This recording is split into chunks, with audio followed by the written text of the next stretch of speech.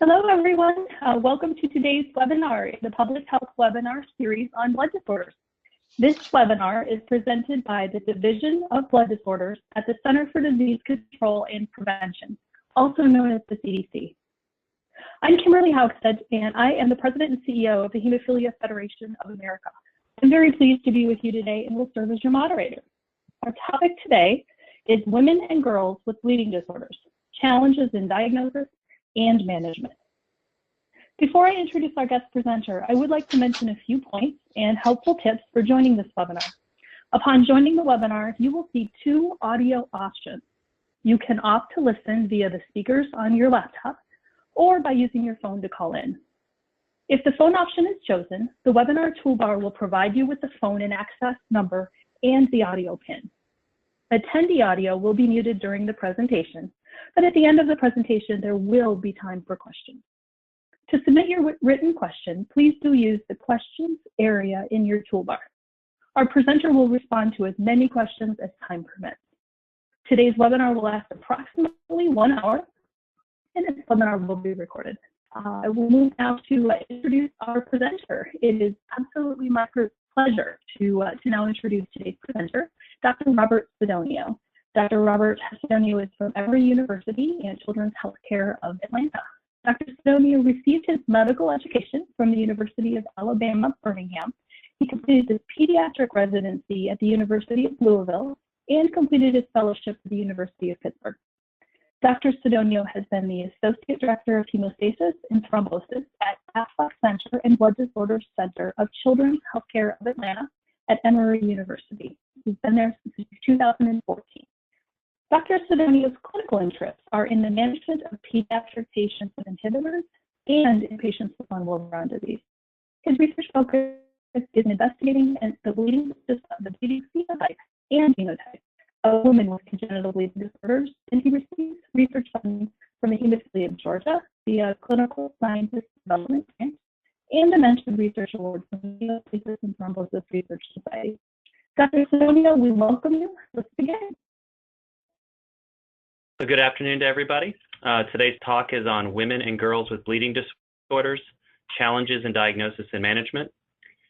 We are going to focus on some of the knowledge gaps and some of the issues related to making a proper diagnosis. We will not have time to go over the intricacies of management, but he wanted to highlight some of the ongoing issues currently. Here are my disclosures. I have participated in advisory boards for multiple companies. I have an investigator-initiated grant from both BioVeritive and Shire, one on hemophilia carrier treatment and another on von Willebrand disease. And I am rounding out my HTRS Mentored Research Award, which was funded through HTRS by Shire.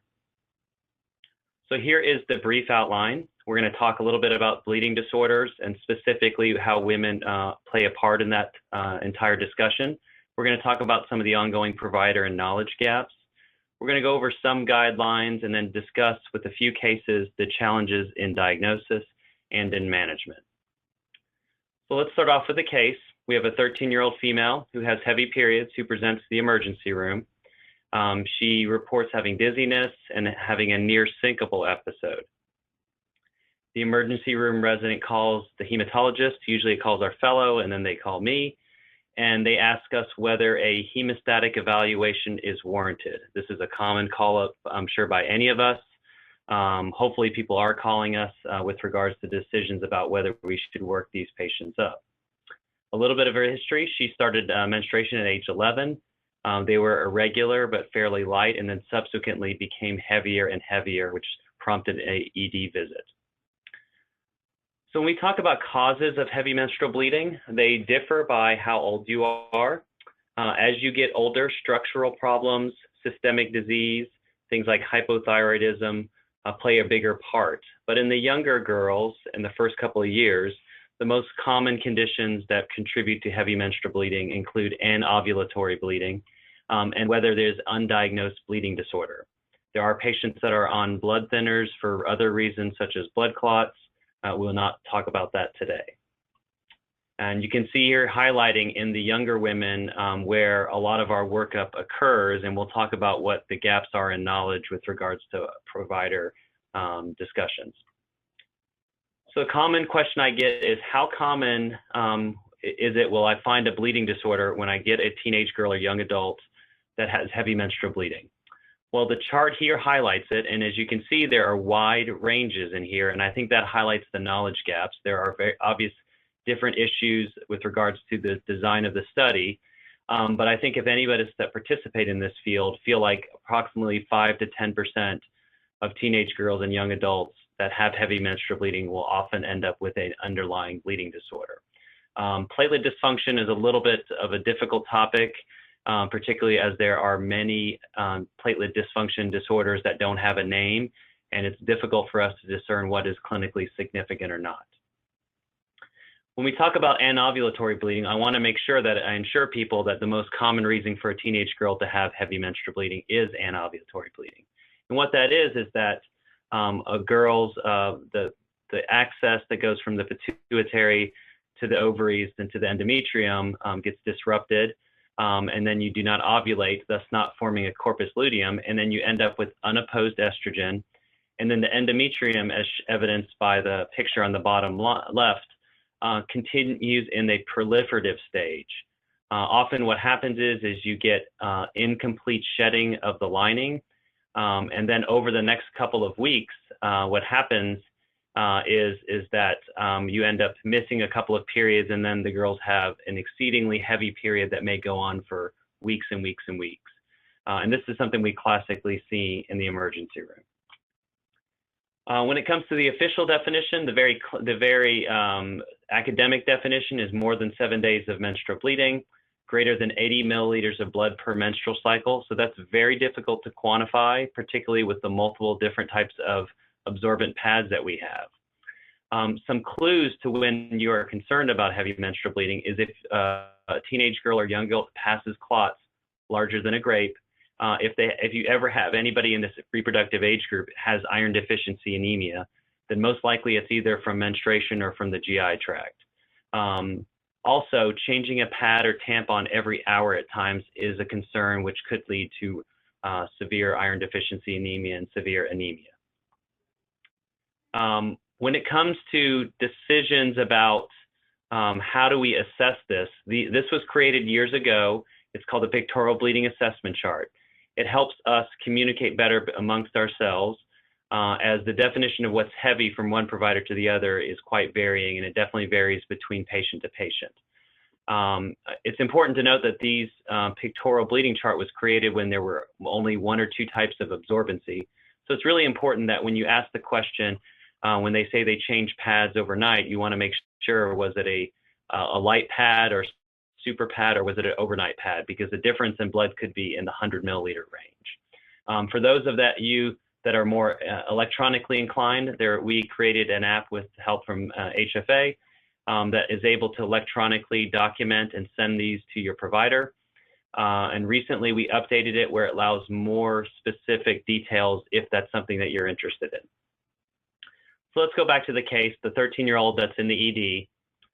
The ED asks specifically whether a hemostatic evaluation is warranted. This is a common question I have, and I often have to go through all of this data with the emergency room doc to convince them that it makes sense to do it. And let's go over it right now. So actually, because of this question I got, I actually decided to use something called cost utility analysis. And this way you can create a mathematic model. And on the bottom left, you can see an adolescent with heavy menstrual bleeding. The decision point is the square, whether you should test or not test for von Willebrand disease. And then this branches out significantly with different downstream effects if you test it and when you don't. So if you have decent numbers to input into this, you can answer that question with a mathematical model. And as long as the prevalence of von Willebrand disease is about 10% or higher, then this model probably holds up. And so the strategy is probably cost effective more than 60% of the time because you're saving from downstream effects from emergency room visits and the multiple medical claims that people have. In 2013, ACOG put out a committee opinion when it came to what is the ideal workup, and then they reaffirmed that in 2015. So obviously they want you to do a history and physical. There are some screening tests that are needed to be done. I personally feel that these screening tests are probably very likely to be not very fruitful, because as most of the hematologists know, a PT and PTT will often only pick up deficiencies of factor levels below 40%. And most of the other disorders that it picks up, other than hemophilia carriage with low factor levels, is pretty small. But nevertheless, this is the lab workup that's recommended. And if it's abnormal, it recommends specifically referral to a hematologist for these assays. We have a lot of discussions whether those assays should be sent locally or done centrally. And this is an ongoing issue because we know that the quality of the labs is very important, and transportation could affect the results. This is a study that Dr. Julie Jaffrey is looking into. There was a consensus back in 2011, led by the group by Dr. Andy James and Rochelle Winikoff. They brought together experts in the GYN and hematology fields, and they wanted to come up with what they felt was a reasonable evaluation for when you're presented with a young woman or an adolescent girl with heavy menstrual bleeding. The workup is pretty straightforward. It's similar to what was released by ACOG. I think it's important to think about hypothyroidism, but I've seen multiple recent publications demonstrate that the rate of patients with hypothyroidism that present with heavy menstrual bleeding is the main reason is actually fairly low. This is something we're investigating in our institution. It's important when you're talking to these girls, because when we talk about who's on the front lines, we're talking about the GYNs. It's important, as evidenced by this study that highlights the work from the Female Universal Data Collection Project, that you inquire about other bleeding outside of the reproductive tract. So in the dark bars, those are the reported symptoms, and then the white bars are open bars of those that required a provider intervention. So of course it's important to get a good history on heavy menstrual bleeding, but I think it's important for the GYNs to inquire about bleeding outside of the reproductive tract. A specific tool that was created by Claire Phillip in an effort to make it simpler was done. It's available on the CDC's website and WFH's website. And what it is there are a series of questions, but what it comes down to is you get an abnormal bleeding score if one of the following criteria were met. And so if you have duration of periods at 7 days or longer and reported a feeling of flooding or gushing, or impairment of daily activities with most periods. In addition, a history of a treatment for anemia of unknown cause, a family history of an undiagnosed bleeding disorder or diagnosed, and whether you had any other bleeding regards to dental extractions, delivery, miscarriages, or surgeries. So I think this is a quick, easy screen that anybody can do, and this was meant for the GYN that's busy or the provider in the emergency room that's busy. The sensitivity is pretty good. The specificity is not as good, but for a screening tool, we're mostly concerned about the sensitivity. If you have a high pictorial bleeding chart score and you're iron deficient, this becomes even better as a screening tool. So going back to the case, this is something I get often is a lot of pushback saying this is not the place that we should do bleeding evaluations that should be done in the clinic. Unfortunately, we all know what ends up happening.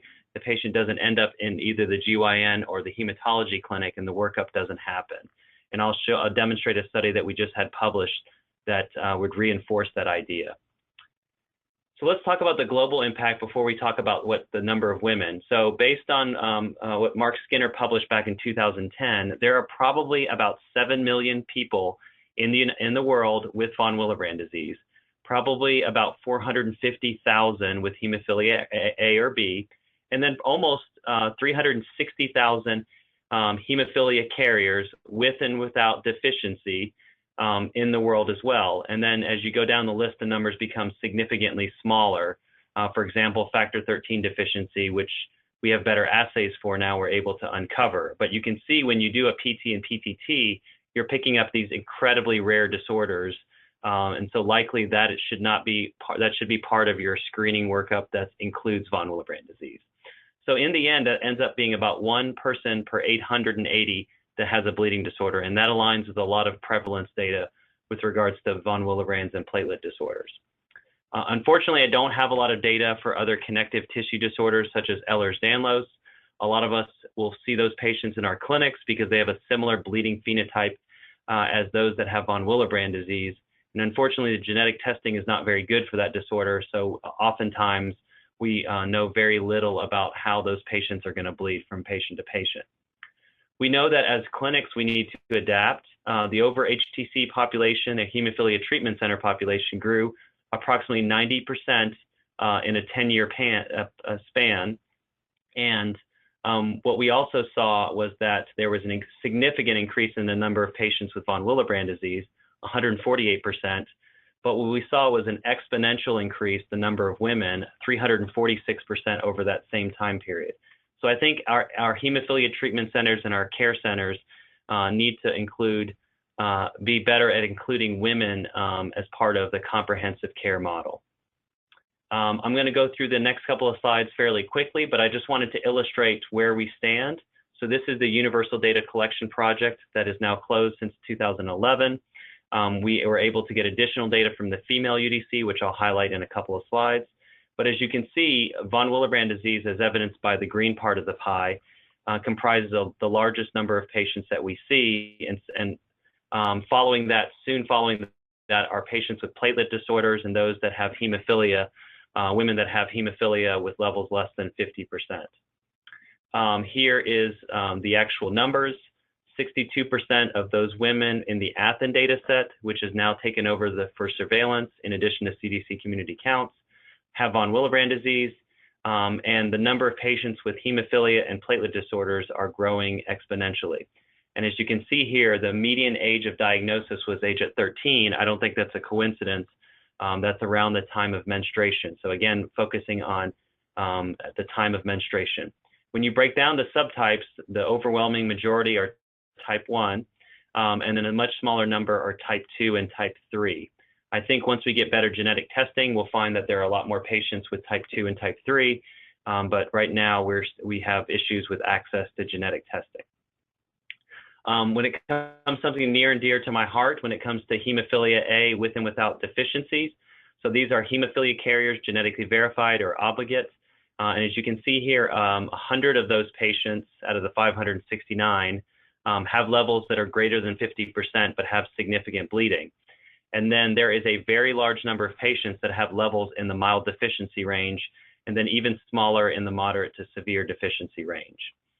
Hemophilia B, the numbers are approximately the same, but again, the same number of proportion of patients in the mild deficiency. And I think once we do more testing for patients, we'll find that there are a lot more women that have mild deficiency than we realized. Something that we know very little about are qualitative platelet disorders. There are a lot of the patients enrolled and authorized into the Athens data set. Half of them are children, and most of them are diagnosed at an early age, most likely due to nosebleeds. While we know more about things like Glanzmann's and Bernard-Soulier, we know very little about delta storage pool deficiency. And I think only recently we've had multiple labs that are able to corroborate whether a patient truly has a dense granular delta storage pool deficiency. That's a whole other talk. And finally, rounding it out to what we call the rare bleeding disorders, the most common of the rare being factor 7 deficiency and factor 11 deficiency. I think we'll find a lot more patients with that now that genetic testing, things like 23andMe, actually offer that as part of their screen. And there are patients that are in the Ashkenazi Jewish population in which are genetically tested before they even have a level.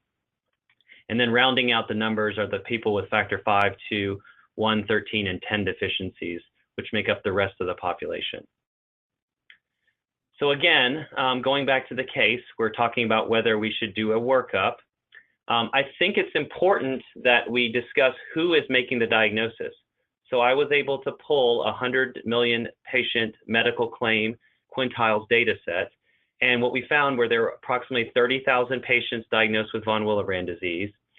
When you looked at the number that had continuous enrollment before 2 years and 2 years after, so we could analyze them closely, what we found were that a large number of those patients, over 60%, nearly 70%, were women. And as you can see, evidenced by the bar, before the diagnosis was made, the physicians that most likely were to interact with those patients were hospitalists, emergency room physicians, GYNs, primary care doctors. It wasn't the hematologists that were making all the diagnoses. And then you can see subsequently, after the claim was made and the diagnosis was made, again, a big part of their plan are the GYNs, the ED docs, the hospitalists. So I think it's critical that we educate those providers so they're able to detect those patients and then shunt them into our clinics for subsequent management. So what do providers know? This was a great survey done years ago in 2002 of Georgia OB-GYNs, and sorry, I think the reference wasn't listed on there. This was a CDC initiative. There were 376 OB-GYNs that were queried, and at the time, in 2002, most of them felt like the prevalence of von Willebrand disease was less than 1% in the patients that they see. And because of that, not surprisingly, they only considered it about 16% of the time in adolescent girls and 4% of the time in girls, older women of reproductive age. A subsequent survey was done in 2012, but this was done of national OB-GYNs. And I think through a lot of our efforts, through CMEs and going to ACOG, and then general educational initiatives, the prevalence is closer to probably what it's like for von Willebrand disease.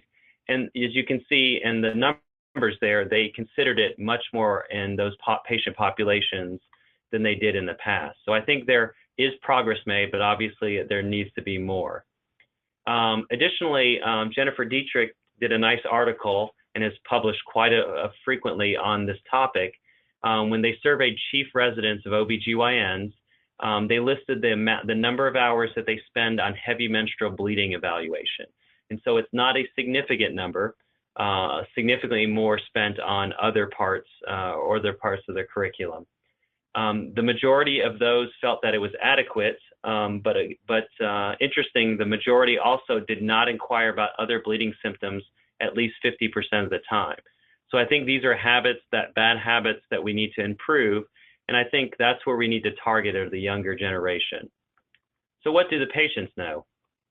Well, in the United States, unfortunately, talking about periods is still a taboo topic. Adolescents are inadequately educated on menstruation in multiple surveys that were done, and the one that was listed there in 9th graders. When you discuss with them in more structured surveys, menarche seems to be this mysterious event. There's poor communication between parents and peers. And I think this aligns with the reduction in sexual education that's occurring right now in our educational system.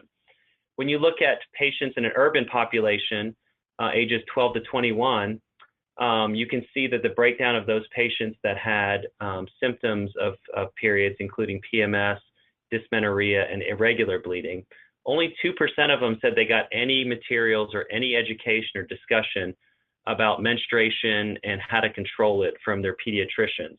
So I think that's a primary target that we need to consider, and it needs to be part of our anticipatory guidance. Also acknowledging that the date of menarche seems to be occurring at an earlier age, and it is very frequent in which we see girls aged 9 to 10 with their first period.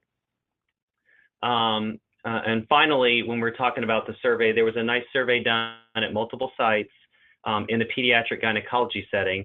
And again, in a population in which people were using birth control or were educated about it, there still was an educational gap, and most of them had no idea about any of the progestin implants or IUDs that can be helpful, particularly after failing other contraceptive methods.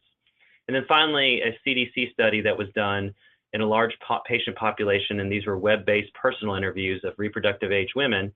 Most of them understood what a bleeding disorder was, but unfortunately, as I've seen in our clinic as well, 57% incorrectly thought a bleeding disorder was characterized by thin blood. And I think this is important when we have anesthesia questionnaires given out. It will say things like blood thinners or thin blood or blood disorders. And so I think this is where we could spend some time educating the public.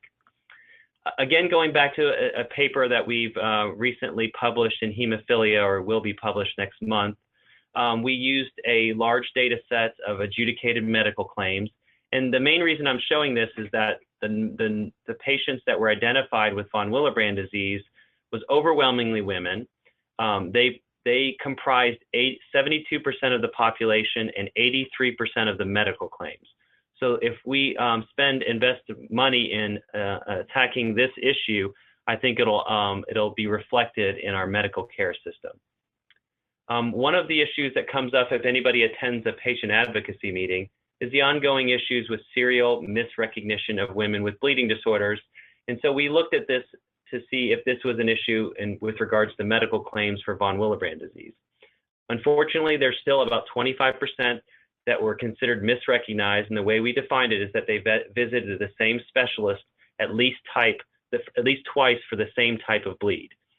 And as expected, it was typically a reproductive age female that comprised this population, and they were seeing primarily GYNs, ED docs, and hospitalists. Again, going back to that question, who should do the workup? Who should be thinking about bleeding disorders? I think we all need to acknowledge that patients present differently, men and women present differently, and I think that's acknowledged on the Better You Know website. When you look at women, when it comes to the top 5 bleeding symptoms that led to a diagnosis, if you look on the left side, heavy menstrual bleeding by far was the most common. And for men, it typically was nosebleeds or delayed bleeding. We've all heard that statistic about it taking approximately 15 years for women to be identified with a bleeding disorder. We tried to look at our data set, and it's a little bit apples to oranges. But when you look at their first bleed claim to an actual diagnostic claim for von Willebrand disease, it took on average about 2 years. So maybe we're getting better, but not good enough. One of the other issues that comes up a lot is marginalization of hemophilia carriers. It's a very passionate discussion, and I'm going to take it on in this one slide. Hemophilia carriers, as most of the people know on this phone call, have a wide distribution typically around 50%, and it appears to be normally distributed. The classification system continues to be a controversial topic and leads to a lot of anxiety, particularly in the emergency room. But I think it's important that we designate patients a certain way and that we communicate using scientific terms. So my suggestion, and this is something that we're going to suggest to the ISTH, is that carriers with levels of 50% or higher, particularly those in the 50 to 60% range, should use the term symptomatic hemophilia A or B carrier. That is a diagnostic code that we can use in ICD-10, and we don't need to use it as a derogatory term. So we have to take that term back. And I think if you're a carrier with levels less than 50%, for example, if you have a factor VIII level of 15% and you're a carrier, I think we should communicate saying hemophilia A carrier with mild factor VIII deficiency. I think communication is key, and I think we need to correct our language and not use that as a derogatory term. I know it's been used that way. It doesn't mean that we need to continue to use it that way. So going back to the case, we used the screening tool. It was positive in this case. We sent the labs, and then the mother, as often we do, relays her experience with her periods. And discussed that she had fibroids. There was another aunt that also had issues with her periods. So I think it's important to acknowledge, and I thank FWGBD for these slides, that things like endometriosis seem to be more common, probably because of retrograde large amounts of bleeding. And then issues with fibroids are just as common in this population. And I think it's important to note is because just because you find fibroids in a reproductive age woman, I don't think that means that's the only reason that could explain her heavy menstrual bleeding. And this was highlighted in a manuscript over a decade old now, a case control study of 102 women with von Willebrand disease registered at Hemophilia Treatment Centers compared to 88 normal women. We definitely saw that there were excessive bleeding symptoms defined as 3 or more bleeding symptoms in the cases versus the controls. And as you can see here, heavy menstrual bleeding was highly prevalent, and the evidence of ovarian cysts, particularly hemorrhagic cysts, endometriosis, fibroids, and endometrial hyperplasia were more common in the cases. It is possible that those patients had a more significant workup and they were finding things because they were doing things like MRIs and ultrasounds to look for other pathology. So oftentimes now that we've discussed what to do, obviously the main goal is to stop the menstrual bleeding. There are multiple options available to us. There are more, there's an entire talk that could be just on hormonal options. It is not the only option for everybody, but it is a good option. And if in the right hands, could be very useful in controlling heavy menstrual bleeding. There is a simple chart adapted from Andrew James, and it starts out, if you are considering pregnancy soon, and in this case, you're not, you would consider hormonal control. Oftentimes, we start off with things like medium dose estrogens or low estrogen, low overall, for example. And we may use other things like progestins. We typically stay away from implantable progestins as they can cause more irregular bleeding. And then we want to offer things like IUDs, and I have a number of patients that have done very well with IUDs, in addition to some patients that did not so well. We want to make sure we're delaying things like hysterectomy and endometrial ablation until much later in life. I heard a story recently from a type 3 von Willebrand patient that had ablation early on in her 20s, which subsequently is obviously going to affect her ability to have children. If you are considering pregnancy soon, you may want to consider hemostatic agents. There is good data to show things like tranexamic acid or Lysteta, aminocroporic acid or Amicar are useful in reduction of bleeding by about 30 to 40%. We're still investigating the role of factor concentrate, and we have not formally investigated this, but there is personal data and expert opinion that DDAVP can be useful in type 1 von Willebrand disease that's mild, and also in Hemophilia A carriers with mild disease or with those with normal levels. When you look at what has been published in the female UDC, which was an effort to gather additional data in patients that were enrolled in the UDC in a small number of centers, the vast majority of the patients had at least attempted or used combined oral contraceptives, and this is also reflected below in the Athens data sets. Unfortunately, we don't know what the denominator is, so I can't provide a percentage because we don't have data on when people had their first period, something that we're attempting to correct. Here at our center, we're doing a quality improvement project in which we are trying to standardize the workup, the diagnosis labs, and the management. And in patients that have positive screening, as evidenced on the top of the screen there, we have a uniform set of labs, which are the ones I mentioned before, and then we are admitting based on the hemoglobin and based on their symptoms. And our primary product that we're using for hormones is conjugated Premarin. It's unknown in adolescent girls whether they will respond better to Premarin alone, which is estrogen, or whether a combined oral contraceptive would be the method. Unfortunately, this has not been investigated fully, and that's why we're doing this project. Listed here, I'm not going to go through all these. These are the supportive care medicines that we have with this. If you ever started a teenage girl on 3 to 4 times a day estrogen, you can bet that she's probably going to vomit from that and be severely nauseated. And so we want to make sure supportive care medicines are there. And then we have a taper here that we wanted just to standardize. When it comes to factor concentrates, there is very little that's known on the management of heavy menstrual bleeding. There are a couple of groups that are attempting to do studies on this. But as you can see here, there are about 88 patients that have been studied formally. And the dose seems to be somewhere between 40 units per kilo, 1 to 4 to 5 times a week seems to be the sweet spot. But again, this hasn't been studied in any kind of large scale, as you can see in the N on this chart. So let's talk about pregnancy planning. This patient in this scenario is a patient that was diagnosed with type 2A von Willebrand disease. She has received DDAVP and Amicar for tonsillectomy, received a concentrate for appendicitis, and has had a personal history of easy bruising, oral bleeding, and has had heavy menstrual bleeding that has required hormonal control. When we're talking to patients and doing counseling, we want to talk about the coagulation changes during pregnancy. And I can tell you, I've pulled a couple of charts on this, and there seems to be a lot of misinformation about which factors go up and which ones go down. We know for sure in Hemophilia B carriers, factor IX will not raise significantly. It may go up 5 to 10%, but you should not expect a significant rise. On the other hand, things like factor VIII and von Willebrand factor will go up significantly, oftentimes 2 to 3-fold, but that varies on the type of von Willebrand disease that they have. And then there are other factors are listed here on what they do. Obviously, we need to consider what happens to the platelet count, because oftentimes the platelet count will drop, which could make management of bleeding more difficult.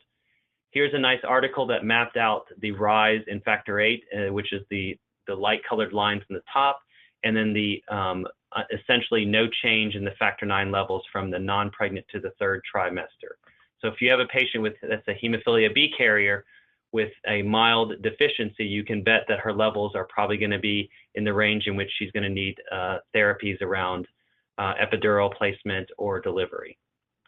When you look at von Willebrand disease, this was a nice article that was published in PLOS One in 2014. It shows that there is a significant rise in the von Willebrand factor activity in type 1 patients and not as much in those with type 2. And factor VIII seems to lag behind in these patients, so that needs to be followed very closely. When it comes to delivery planning, I think it's important to avoid fetal scalp electrodes in neonates, and this really applies to patients with more severe bleeding disorders. It's not clear that in those with milder bleeding disorders, those with low von Willebrand factor or very mild type 1 von Willebrand disease, whether these are necessary. And this is not a study that anybody is going to do, obviously.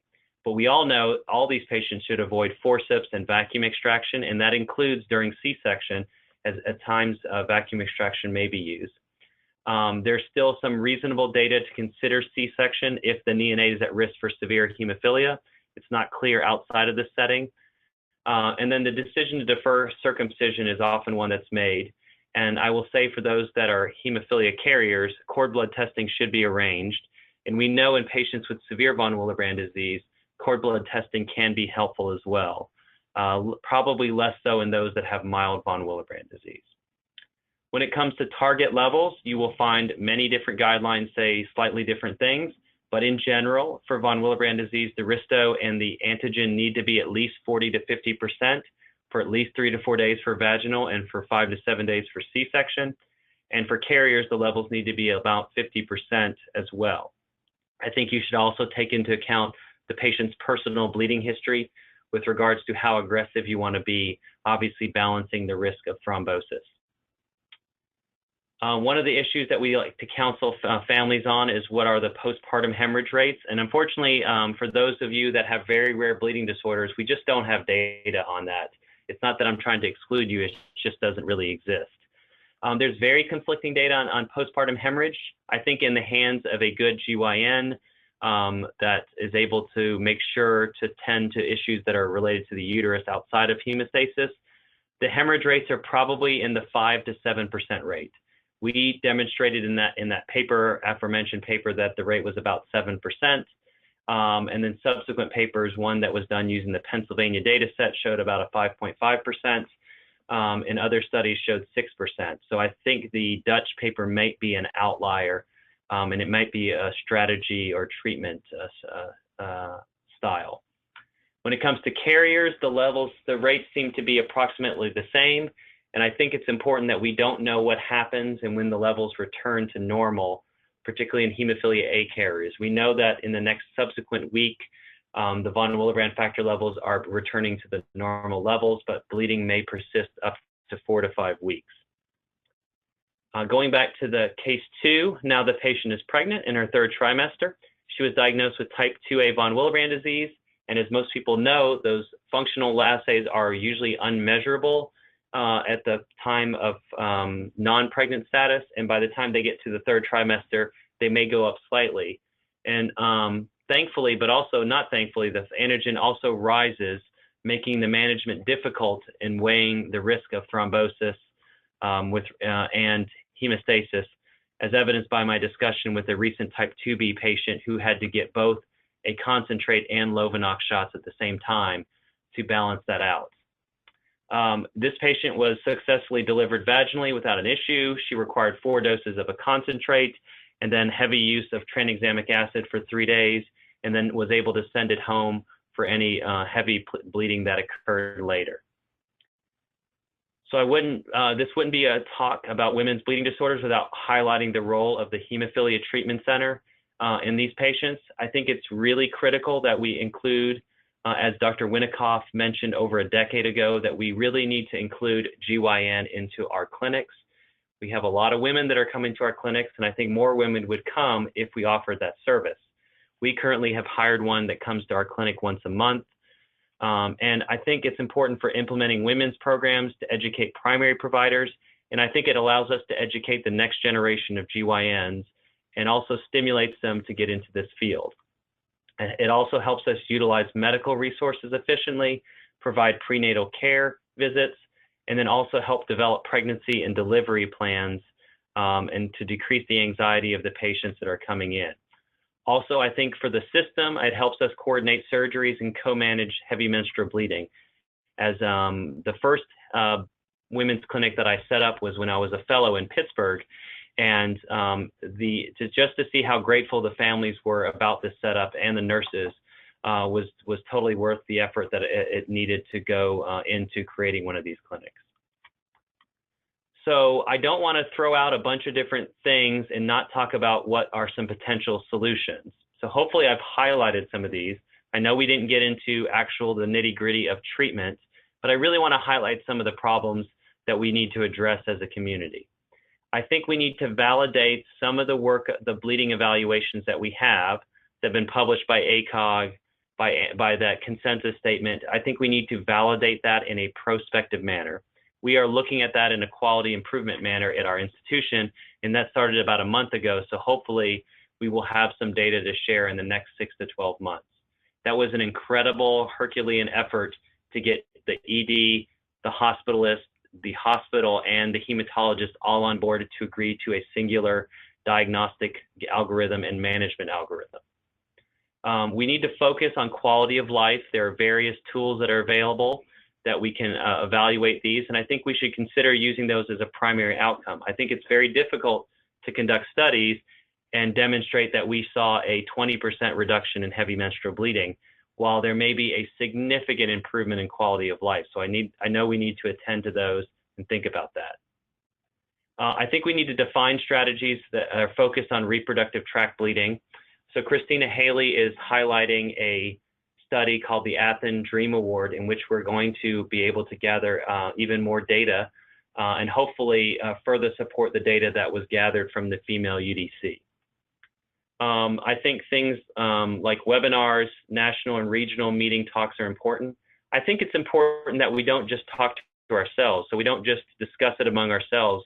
We need to discuss it with the other community. We need to bring in the males with hemophilia so they understand what's going on in their women, because I think that's important as well. There are some great websites like letstalkperiod.ca. Dr. Paula James' website is a fantastic one.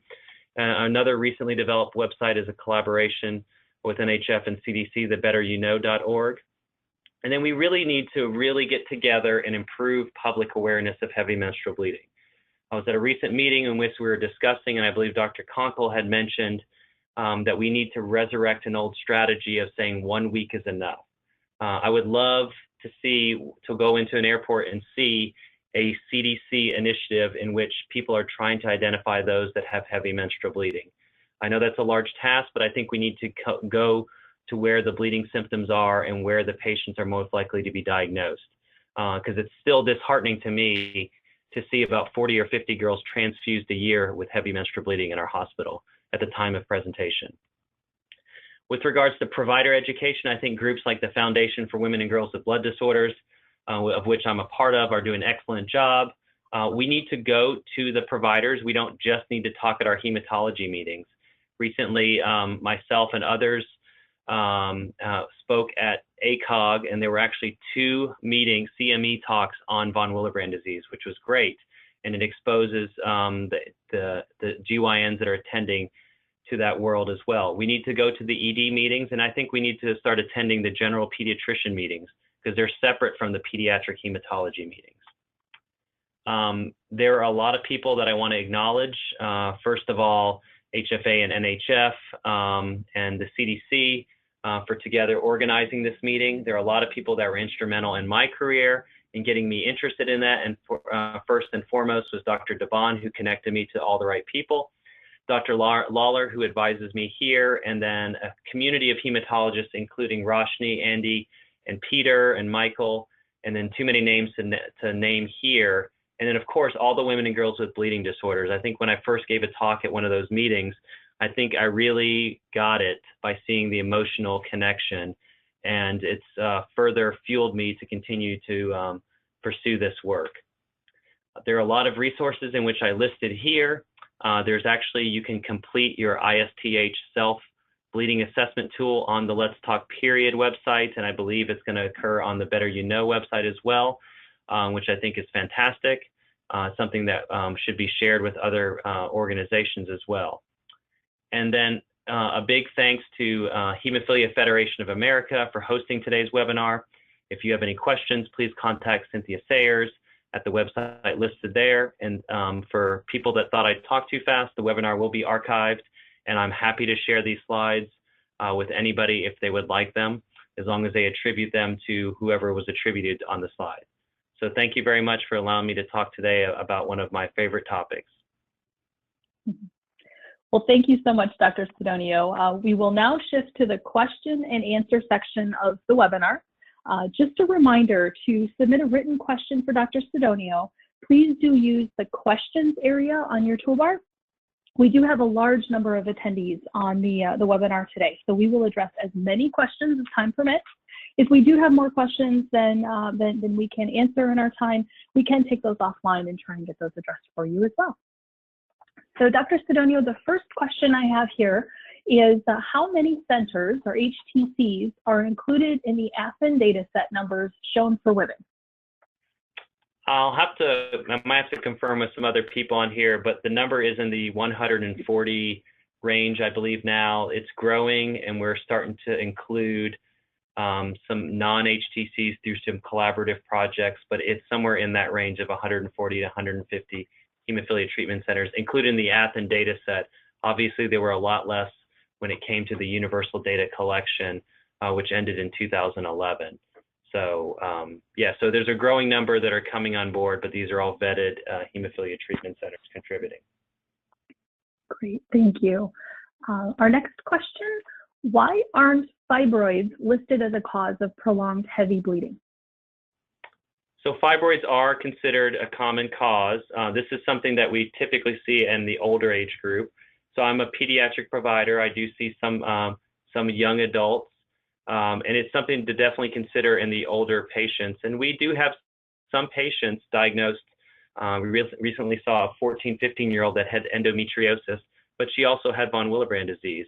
And so, yes, there is pathology that could contribute to it. But one of the studies that I highlighted was that just because you have fibroids doesn't mean that that's the only explanation. So it's still worthy of an investigation for an underlying bleeding disorder, particularly if you've had other bleeding symptoms outside. So if you refer back to that, we actually have a nice picture listed courtesy of Dr. Andy James. Excellent, very helpful, thank you.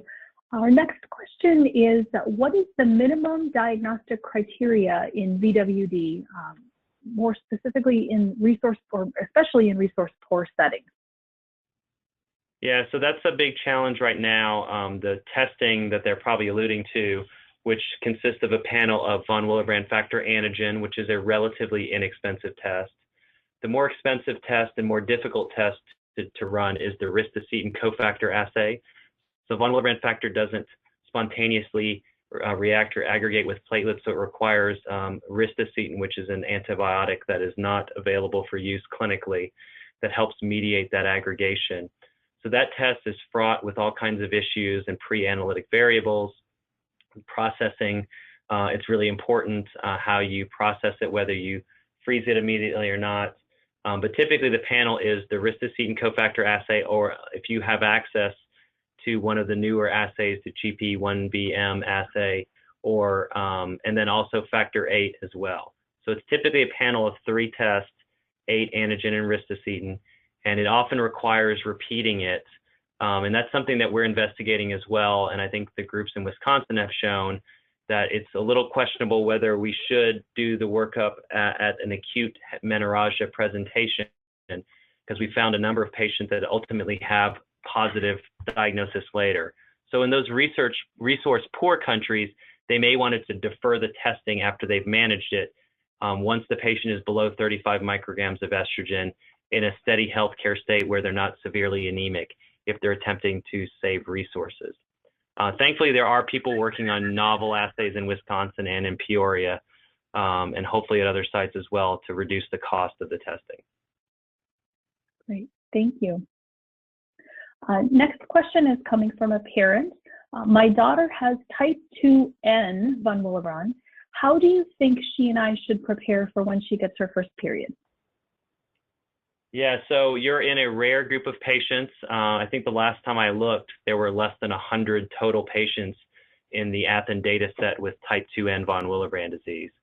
And so it's an exceedingly rare disorder in which there's a defect in the binding, and so patients will have a disproportionately low factor VIII level. I can tell you what we don't want to do is alarm teenage girls to expect a horrendous period and to scare them and create anxiety prior to the period. I think it's important to monitor closely. Typically in the first year or two after breast bud formation, you can expect the period to occur. And I think it's important that you go discuss with your hematologist to discuss what plans you want to have in place when that occurs. Typically the first few periods are not heavy, even in patients with bleeding disorders, but it will progressively become heavier. But there are plenty of patients that have very manageable periods. We have patients with moderate to severe hemophilia in which we're able to manage with a single, once a day progestin or once a day combined oral contraceptive without any factor or antifibrinolytics. So they are very manageable. I think one thing you can do is you can go to the Foundation for Women and Girls with Blood Disorders website, and it actually lists a directory of all the different centers and what resources they have with regards to GYN, and I think that's where you become an advocate for yourself. And if your center doesn't have it, you should tell them that they should get those resources. Thank you. Great.